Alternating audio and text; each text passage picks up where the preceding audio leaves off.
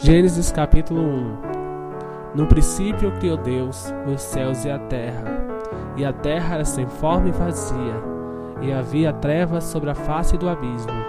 O Espírito de Deus se movia sobre a face das águas. E disse Deus: haja luz, e houve luz. E viu Deus que era boa a luz, e fez Deus separação entre a luz e as trevas. E Deus chamou a luz dia, e as trevas chamou noite. E foi a tarde e a manhã, o dia primeiro. E disse Deus: haja uma expansão no meio das águas, e haja separação entre águas e águas. E fez Deus a expansão, e fez separação entre as águas que estavam debaixo da expansão, e as águas que estavam sobre a expansão. E assim foi. E chamou Deus a expansão céus, e foi a tarde e a manhã, o dia segundo. E disse Deus: ajuntem-se as águas debaixo dos céus num lugar, e apareça a porção seca. E assim foi. E chamou Deus a porção seca terra, e ao ajuntamento das águas chamou mares. E viu Deus que era bom. E disse Deus: produza a terra erva verde, erva que dê semente, árvore frutífera que dê fruto segundo a sua espécie, cuja semente está nela sobre a terra. E assim foi. E a terra produziu erva dando semente conforme a sua espécie, e a árvore frutífera cuja semente está nela conforme a sua espécie. E viu Deus que era bom. E foi a tarde e a manhã, o dia terceiro. E disse Deus: haja luminares na expansão dos céus, para haver separação entre o dia e a noite. E sejam eles para sinais e para tempos determinados e para dias e anos. E sejam para luminares na expansão dos céus, para iluminar a terra. E assim foi.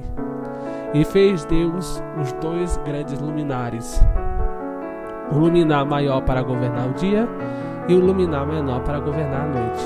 E fez as estrelas. E Deus os pôs na expansão dos céus, para iluminar a terra, e para governar o dia e a noite, e para fazer separação entre a luz e as trevas. E viu Deus que era bom. E foi a tarde e a manhã, o dia quarto. E disse Deus: produzam as águas abundantemente répteis de alma vivente, e voem as aves sobre a face da expansão dos céus.